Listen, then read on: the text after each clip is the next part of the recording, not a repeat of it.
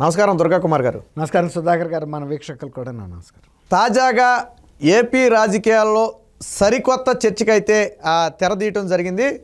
ప్రస్తుతం ఎవరైతే షర్మిల, జగన్మోహన్ రెడ్డి సోదరి షర్మిల ఉందో, షర్మిలతో ఏపీలో ఒక సభ పెట్టించబోతున్నారు అనే వార్త అయితే బాగా హల్చల్ చేస్తుంది. ఇదే సమయంలో దానికి బలం చేకూరుస్తూ రఘువీరారెడ్డి లాంటి వాళ్ళందరూ కూడా యాక్టివ్ అయ్యారు. వాస్తవానికి వీళ్ళంతా కూడా ఇన్యాక్టివ్గా ఉన్నారు, వీళ్ళంతా కూడా యాక్టివ్ అయ్యారు.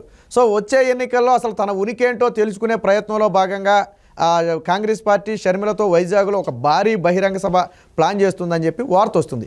నిజంగా ఈ సభను నిర్వహిస్తారా? నిర్వహిస్తే ఎవరికి నష్టం జరిగే అవకాశం ఉంది? అసలు ముందు మనం షర్మిల గారి మీద ఫోకస్ చేయాలి సుధాకర్ గారు. ఇప్పుడు రాజశేఖర రెడ్డి గారి బిడ్డలు ఇద్దరు, జగన్మోహన్ రెడ్డి గారు, షర్మిల గారు. కానీ రాజశేఖర రెడ్డి గారికి షర్మిల గారి మీద నాయకత్వ లక్షణాలు ఎక్కువ ఉన్నాయనేది ఆయనకు ఒక ఫీల్. అంటే తనకు తెలుసు కదా ఇద్దరు పిల్లల క్వాలిటీస్ ఏంటనేది. షర్మిల గారు ఒక రకంగా రాజశేఖర రెడ్డి అంశతో పుట్టిన అమ్మాయి అండి. రాజశేఖర రెడ్డి గారిలో ఉండే సహజ నాయకత్వ లక్షణాలు కానీ, ఇతరుల పట్ల ఆత్మీయతతో ప్రవర్తించడం కానీ, స్ట్రెయిట్గా ఉండటం కానీ, ఎక్స్ట్రావర్ట్. ఒక రకంగా చెప్పాలంటే జగన్మోహన్ రెడ్డి గారు ఇంట్రావర్ట్. అది అసలు వీళ్ళిద్దరిలో ఉన్న తేడా. వీళ్ళిద్దరికీ పొసకని విషయాలు అనేక అంశాలు ఉన్నాయండి. ఆర్థిక అంశాల దగ్గర నుంచి కుటుంబంలో కూడా కొన్ని విషయాల్లో, ఈవెన్ వివేకానంద రెడ్డి గారి హత్యా కేసు విషయంలో కూడా ఇద్దరికీ కూడా చాలా విభిన్నమైన అభిప్రాయాలు ఉన్నాయి. అయితే ఇప్పుడు మొన్న మధ్య ఆమె ఎందుకు ఇక్కడ తెలంగాణ వచ్చిందంటే, తను జగన్మోహన్ రెడ్డి మీద ఉండే విభేదాల దృష్ట్యా ఇక అక్కడ అనవసరం రాజకీయాలతోనూ, నేను ఇక్కడ జగన్మోహన్ రెడ్డి అక్కడ ఎలా సక్సెస్ అయ్యాడో తన తండ్రి పేరు ఉపయోగించుకుని తన తల్లి సహాయం తీసుకుని అయ్యాడో అదే ఫార్ములాని తెలంగాణలో కూడా ఫాలో అవుదామని వాళ్ళిద్దరు ఇక్కడికి వచ్చిన కారణం అండి. వచ్చినప్పుడు వాళ్ళు డైరెక్ట్గా చీఫ్ మినిస్టర్షిప్ మీదే దృష్టి పెట్టి వచ్చారు, అందులో సందేహం లేదు. చాలా వరకు వెళ్ళారు కూడా వాళ్ళ, అంటే ఆ రూట్లో కొంత పరిస్థితి అనుకూలించింది. రాజశేఖర రెడ్డి గారి అభిమానులు కానీ, ఆయనకు ఉండే కొంత ఫాలోయింగ్, ఇక్కడ కొంత ఈమెను హెల్ప్ చేయడానికి సామాజిక వర్గం కానీ అనుకోని పరిస్థితి ఏమైందంటే, ఆమెకి ఆర్థికంగా పార్టీ నడపాలనేటప్పటికీ కొంచెం కష్టసాధ్యమైంది. ఆర్థిక వనరులన్నీ జగన్మోహన్ రెడ్డి గారి దగ్గర ఈ చిక్కుపోయినాయి. దాంతో విజయమ్మ గారికి కానీ ఈమెకి కానీ దాదాపుగా ఏమీ అందలేదు అక్కడ రాజశేఖర రెడ్డి గారి ఆస్తిపాస్తులు. ఏదో పై తప్ప ఇప్పుడు కూడా పాపం విజయమ్మ గారు కూడా అడుగుతుంది, నాకు కావాల్సిన నా వాటా నాకు ఇప్పించమని. అడుగు బంధువుల్లో ఎన్ని రాయబారాలు ఎన్ని జరుగుతున్నాయి, ఆమె కూడా అడపదడప అక్కడికి వెళ్ళి వస్తున్నా కూడా పట్టించుకోవట్లేదని కూడా చెబుతుంది. ఇక అందువల్ల మొన్న ఇక్కడ కొంచెం ఇబ్బంది పరిస్థితి వచ్చే ఆమె పార్టీని విలీనం చేద్దామని ప్రయత్నం చేసింది. ఢిల్లీ కూడా వెళ్ళింది, వాళ్ళు కూడా రమ్మన్నారు. ఇది ఈమె కనుక కాంగ్రెస్తో కలిసిందంటే మాత్రం నేను తట్టుకోవటం కష్టం, నాకు నష్టం జరుగుతుంది. ఇప్పుడు ఆయన పార్టీ పెట్టినప్పుడు వైఎస్ఆర్సీపీ పార్టీ, అసలు వైఎస్ఆర్సీపీకి ఈయనకంటూ ఫాలోయర్స్ ఎవరున్నారండి? అప్పుడు రాజశేఖర రెడ్డి గారి ఫాలోయర్స్ ఎవరైతే ఉన్నారో, కాంగ్రెస్ అభిమానులు ఎవరైతే ఉన్నారో వాళ్ళందరూ దీంట్లోకి వచ్చేసారు. ఇక రాజశేఖర రెడ్డి గారి పార్టీ అని పేరు పెట్టారు కాబట్టి ఎట్లాగో అప్పుడు కాంగ్రెస్కి ఉనికి లేదు అక్కడ రాష్ట్ర విభజన తర్వాత.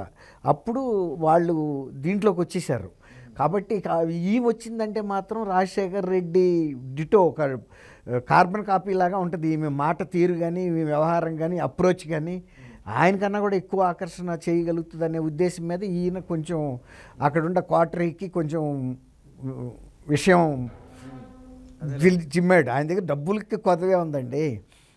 ఆ రకంగా పనిచేసింది అది డబ్బు చేసి వాళ్ళు సరైన ఇది ఈమెకు అప్రోచ్ ఇవ్వనివ్వకుండా చేశారు అక్కడ.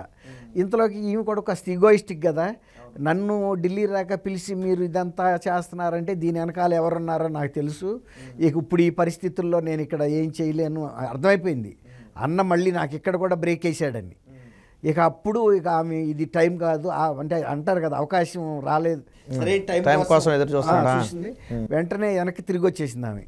వచ్చిన తర్వాత ఎలక్షన్ రావటం, దీంతో ఇక ఆమె ఉనికి చూపించుకోవాలంటే ఎలక్షన్లో ఇప్పుడు ఒక ఆర్మీ పర్సన్ యుద్ధం వచ్చినప్పుడు యుద్ధం చేయకపోతే ఇక ఆర్మీ పర్పస్ ఏముందండి? 10 ఏళ్ళు ట్రైనింగ్ పొంది వెయిట్ చేసి 10 ఏళ్ళు యుద్ధం వచ్చిన రోజు వెనక్కి వెళ్ళడు కదా. అప్పుడు ఆమె ఏం చేసిందంటే, నేను బేషరతుగా కాంగ్రెస్కి సపోర్ట్ చేస్తాను తెలంగాణలో అని చెప్పింది. తను ఉనికి చూపించుకుంది. అంటే మీరు నన్ను విలీనం చేసినా చేసుకోకపోయినా నేను కాంగ్రెస్ అభిమానిని, నేను సోనియా గాంధీ అన్నా, రాహుల్ గాంధీ అన్నా, ప్రియాంక అన్నా, నేను మీలో ఒక అంతర్భాగం అన్న ఒక భావన కల్పించడం కోసం చేసింది. చేయటం వలన ఏమైందంటే ఇవాళ ఇప్పుడు మీరు అన్నట్టు ఇక్కడ కర్ణాటకలో కాంగ్రెస్ గెలిచిన తర్వాత ఇక్కడ యాక్టివేట్ అయింది కాంగ్రెస్. ఇక్కడ గెలుపు కాంగ్రెస్కి వచ్చిన తర్వాత స్లీపింగ్ ఇదిలో స్టేజ్లో ఉన్న ఆంధ్రప్రదేశ్లో ఇప్పుడు అసలు మీరు అన్న రఘువీరారెడ్డి గారు అసలు నిజంగా ఆయన ఈ మధ్యలో వ్యవసాయం చేసుకుంటాను, ట్రాక్టర్ పెట్టి దున్నుకుంటా మామూలు ఒక సామాన్య రైతు చేసినట్టు చేసుకుంటున్నాడు. కానీ మళ్ళీ ఇప్పుడు ఆయనకి ఏంటంటే మళ్ళీ ఆశ వచ్చింది. అంతకుముందు పిసిసి ప్రెసిడెంట్గా చేశాడు, మంత్రిగా చేశాడు, సీనియర్ ఆయన. అప్పుడు అనుకున్నాడు ఇక మనందరం ఇట్లా ఉంటే కుదరదు, ఓళ్ళల్లోనూ యాక్టివేట్ అవుదాము అనే ఉద్దేశం మీద కొంత జరుగుతుంది చర్చలు. ఇప్పుడు ఈవిని ఒక స్టార్ క్యాంపెయినర్గా తీసుకొచ్చి ఇట్లాగూ జగన్మోహన్ రెడ్డి గారికి ఆమె వ్యతిరేకమే కాబట్టి వైజాగ్ లాంటి సాట ఒక సభ పెడితే అసలు మన బలాబలాలు ఏంటి తెలుస్తాయి, బలహీనతలు ఏంటి.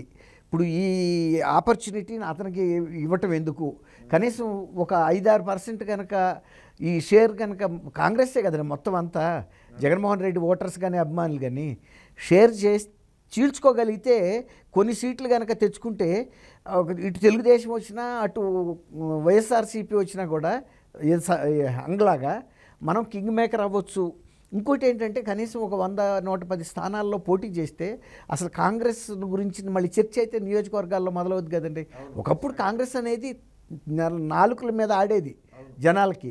ఇప్పుడు ఈ 2 సార్లు నుంచి పోటీ చేయకపోవటం వలన అసలు కాంగ్రెస్ అనేది ఈ తరం వాళ్ళు మర్చిపోయారు. అవును, యువత పెద్దగా అసలు కాంగ్రెస్ లేదు అనుకుంటున్నారు. అసలు ఉందా అనే ప్రశ్న వచ్చింది. కనీసం మనం ఉనికిని కాపాడుకోవటం కోసమైనా సరే కాక ఇప్పుడు కొంచెం యంగ్స్టర్స్కి ఇప్పుడు పెద్దవాళ్ళు ఎవరు మిగిలి కూడా లేరండి. పాత తరం వాళ్ళు సీట్ కోసం పోటీలు పడేవాళ్ళు కూడా ఎవరు లేడు. అప్పుడు తెలుగుదేశం కనుక ఎట్లా ఫ్రెషర్స్కి ఇచ్చిందో ఆ స్థాయిలో ఇవాళ వాళ్ళకి ఆ ఫ్రీడమ్ వచ్చింది సీట్లు ఇవ్వటంలో. కాబట్టి మనం యూత్ని నియోజకవర్గాల్లో ఒక పలుకుబడి ఉండగల వ్యక్తుల్ని, క్లీన్ క్యారెక్టర్స్ని కనుక సెలెక్ట్ చేస్తే ఇట్లా స్టార్ క్యాంపెయినర్స్గా వీళ్ళని మనం ఉండాళ్ళలో బలంగా ముందు పెడదామని ఆలోచన కూడా వాళ్ళు చేస్తున్నారు. ఎందుకంటే ఇప్పుడు వైఎస్ఆర్సీపీని దెబ్బ కొడతాం కాంగ్రెస్కి చాలా ఈజీ అండి. ఎందుకంటే మొత్తం వాళ్ళ క్యాండిడేట్సే. వాళ్ళ కాంగ్రెస్ సింబల్ కనపడితే ఆగరాళ్ళు, బ్యాలెట్ మీద కనుక సింబల్ కనపడింది అనుకోండి గుద్దుతారు. తర్వాత ప్రచారంలో కనుక వాళ్ళు దిగారనుకోండి పాత అభిమానం ఆగదు. అవును, ఎప్పటి నుంచో తరతరాల నుంచి ఉన్న అభిమానం తప్పని పరిస్థితుల్లో ఇక్కడికి వచ్చి ఈ గూట్లో ఉన్నారు వాళ్ళు. లేదు కాబట్టి ఆల్టర్నేట్గా వచ్చారు. అది స్వగృహం, ఇది ఎవరిదో వసారా, వర్షం వస్తుందని వచ్చి నుంచున్నారు. స్వగృహాన్ని కనుక వాళ్ళు నేసి ఎవరే మన ఇల్లు తయారైపోయింది అన్నారనుకోండి బెలోమని వెళ్ళిపోతారు. అది పరిస్థితి. ఈ వసారాలో ఉండరు. సో అంతిమంగా జగన్మోహన్ రెడ్డికే దెబ్బ తగిలే అవకాశం ఉంది ఖచ్చితంగా. ఇప్పుడు అదే వాళ్ళ ఉద్దేశం కూడా అదే. వాళ్ళకి మెయిన్ ఎనిమి వాళ్ళ జగన్మోహన్ రెడ్డి పార్టీని కాదని వచ్చి ఇవాళ ఆంధ్రప్రదేశ్ దీంట్లో మన పార్టీ ఉనికి లేకుండా చేశాడు కదా. ఒకప్పుడు రాజశేఖర్ రెడ్డి అంటే అందరికీ పెద్దన్నలాగా ఉండేవాడు అండి కాంగ్రెస్లో. ఆయన ఎవరితో వివాదం లేదు, అంటే అంతకన్నా ముందు తరం వాళ్ళతో విభేదించాడే తప్ప మిగిలిన అందరూ అభిమానించేవాళ్ళు ఆయన్ని. కానీ అట్లాంటి ఆయన కొడుకు ఇవాళ మనకు ఒక పక్కలో బల్యం అయ్యి మన వాళ్ళనే తీసుకెళ్ళిపోయాడు. ఇప్పుడు వాళ్ళందరినీ మనం బయటకు లాక్కురావాలంటే మన పార్టీని యాక్టివేట్ చేయాలనే ఆలోచన ఉందండి. ఇప్పుడు ఈమెకి అదే ఆలోచన ఉంది. ఎవరికి? షర్మిల గారికి. ఇప్పుడు నన్ను అక్కడికి వెళ్తే బ్రేక్ వేసావు కదా, మళ్ళీ ఇవాళ అదే పార్టీ నన్ను ఇక్కడ ఆహ్వానించింది, నువ్వేం ఆపగలుగుతావు చూస్తా. నీక ఇప్పుడు డైరెక్ట్గా ఆమె గన్ ఇటే పెడుతుంది. నేను నా బాణం నీ మీదేనంటది. ఇప్పుడు జగనన్న వదిలిన బాణం కాదు, ఇప్పుడు జగన్ మీదకే నా బాణం అంతే, ఓన్లీ టార్గెట్. అట్లాంటి పరిస్థితి కనుక వచ్చిందంటే మాత్రం ఇప్పుడు ఆంధ్రప్రదేశ్లో జగన్మోహన్ రెడ్డికి ఉన్న ఓటర్లో సగం మందికి పైగా కూడా షేక్ అవుతారు. ఎందుకంటే యువతలు వచ్చింది రాజశేఖర రెడ్డి గారి అమ్మాయి వారసురాలే, ఇంతకన్నా స్పీడు. అప్పుడు జగన్ అన్న బాణాన్నని మనం నమ్మేసాం. ఇప్పుడు ఆమె డైరెక్ట్గా వచ్చింది కాబట్టి అక్క అన్న ఒక ఫీల్డ్లో జగన్ షర్మిల అక్కనే చేరతారు. షర్మిల గారికి ఆకర్షణ. వాస్తవానికి జగన్ కంటే ముందు పాదయాత్ర చేసింది, ఆ పార్టీని భుజానేసి మోసింది కూడా షర్మిలే, తర్వాత జగన్మోహన్ రెడ్డి. అది బాగా చెప్పారు. అసలు ఆమె ఆ రోజు పాదయాత్ర చేసి ప్రజలను ఆకర్షించి ఒక స్టేజ్కి తెచ్చిన తర్వాత ఆయన వచ్చాడు. అదే కనుక మొదట్లో ఆయన వస్తే ఈ విధమైన స్పీచ్ కానీ ఈ విధమైన ఆకర్షణ, ఆ బాడీ లాంగ్వేజ్, ఆమె స్పీడే వేరండి, జనంలో కలిసిపోయే తీరు అది ఆమెలో సహజంగా వచ్చింది. కాబట్టి ఇప్పుడు కనుక వాళ్ళు స్టార్ క్యాంపెయినర్గా పెట్టుకుని కనుక ముఖ్యమైన ప్రాంతాల్లో సభ పెట్టి షర్మిలకు వచ్చిందంటే ఒక వేవ్ అయితే క్రియేట్ చేయగలుగుతుంది. అది జగన్మోహన్ రెడ్డి గారికి ఇప్పుడు ఈ ఎమ్మెల్యేల అసంతృప్తితో పాటు ఇది పెద్ద దెబ్బ. ఇంట్లో నుంచి వచ్చిన అసంతృప్తి బాణము ఇంట్లో నుంచే వస్తుంది, బయట బాణాన్ని అయితే ఎదుర్కోవచ్చు, ఇంట్లో నుంచి వచ్చిన బాణాన్ని అయితే ఎదుర్కొంటావు. ఒకే రక్తం, ఒకే రక్తం, ఒకే పవరు, అంతకన్నా పవరు. నువ్వు అంతకుముందు అక్కడ ఇబ్బంది పెట్టి వచ్చావు, నీకు ఇక్కడికి వచ్చి నీ గడ్డ మీద నీ ఇంట్లోనే నీ సంగతి తెలుస్తాననే పరిస్థితి ఆయనే తెచ్చుకున్నాడు. ఆర్థికంగా కూడా వారి మధ్య లావాదేవీలు ఉన్నాయని ఒక చర్చ, నిజమేనంటారు? అది చాలా పెద్ద ఇష్యూస్ ఉన్నాయని అంటున్నారు. వాళ్ళకి దగ్గర వాళ్ళకే ఆమె చెప్పుకుంటున్నారు. విజయం గారికి పెద్ద వయసు వచ్చేసిందండి. ఇప్పుడు ఆమె ఉద్దేశం ఏంటంటే చాలా అసలు మొత్తం ఎసెట్స్ అన్నీ ఈ చేతిలోకి వెళ్ళిపోయినాయి. షర్మిలమ్మకి అందలేదు, ఆమెకి అందలేదు. ఇప్పుడు ఎవరి స్థాయిలో వాళ్ళకి ఉంటాయి కదండి ఇబ్బందులు. ఇప్పుడు ఆమె ఈ ఏజ్లో ఎవరి మీదో డిపెండ్ అయ్యే పరిస్థితి ఉండకూడదు కదా. రాజశేఖర రెడ్డి గారు అంత ఆకస్మికంగా మరణానికి గురవుతారని ఆయన అనుకోలేదు. దాని మూలాన ఆయన ఏమి వీలునామాలేమి అప్పుడు రాయలేదు. దాంతో సహజంగా ఈయన వెంటనే చీఫ్ మినిస్టర్ అవ్వటం, రాజకీయ పార్టీ పెట్టడం, పవర్ పెరిగింది. అప్పుడు కొంత రిలైజ్ అవ్వటానికే షర్మిలమ్మకి టైం పట్టింది. సొంత అన్న ఇంత ఈ తీరులో మోసం చేస్తాడని ఆమె అనుకోలే. ఖచ్చితంగా 3 భాగాలు వేస్తాడు, మా అమ్మకి సగం భాగం వస్తుంది, అదే 3వ వంతు, నాకు 3వ వంతు వచ్చేస్తానని నమ్మింది ఆమె నమ్మే టైంకి, తేరుకునే టైంకి, రియలైజ్ అయ్యే టైంకి జగన్మోహన్ రెడ్డి గారు అందరిని ఎత్తుకెళ్ళిపోయాడు.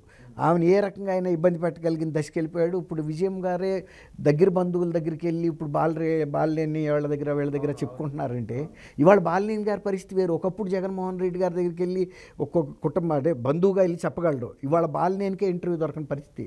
వెళ్ళి సజ్జన కలువు, లేకపోతే ఇంకెవరినో సెక్యూరిటీ గార్డ్ని కలువు అనే పరిస్థితిలో పడిపోయినాయి. కాబట్టి ఈ కుటుంబం ఇప్పుడు వివేకానంద రెడ్డి గారు లేడు. వివేకానంద రెడ్డి గారు మాట చల్లదండి. వివేకానంద రెడ్డి గారు మాట చెల్లితే అసలు ఆయన దారుణంగా ఎవడు చంపుతాడు.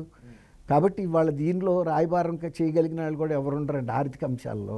ఇప్పుడు డీకే శివకుమార్ ఆయన డిప్యూటీ చీఫ్ మినిస్టర్ కర్ణాటక ఉన్నప్పటికీ కూడా డబ్బు అండి, ఇది డబ్బు తీపి వేరు. మిగిలిన ఏంటంటే ఒప్పుకుంటాడు కానీ జగన్మోహన్ రెడ్డి గారు, అందులో వాళ్ళ కుటుంబం, ఆయనకి పిల్లలు భార్య కూడా ఉన్నారు కదండి. ఇప్పుడు వీళ్ళందరూ చర్చించుకోవాలి తప్ప ఒక జగన్మోహన్ రెడ్డి గారు ఒక్కడు ఒప్పుకున్నందువల్ల కూడా అక్కడ ఏం పెద్ద ఫలితం ఉండదు. సుధాకర్ గారు అవన్నీ కూడా ఇన్వాల్వ్ అయ్యున్నమాట వాస్తవం.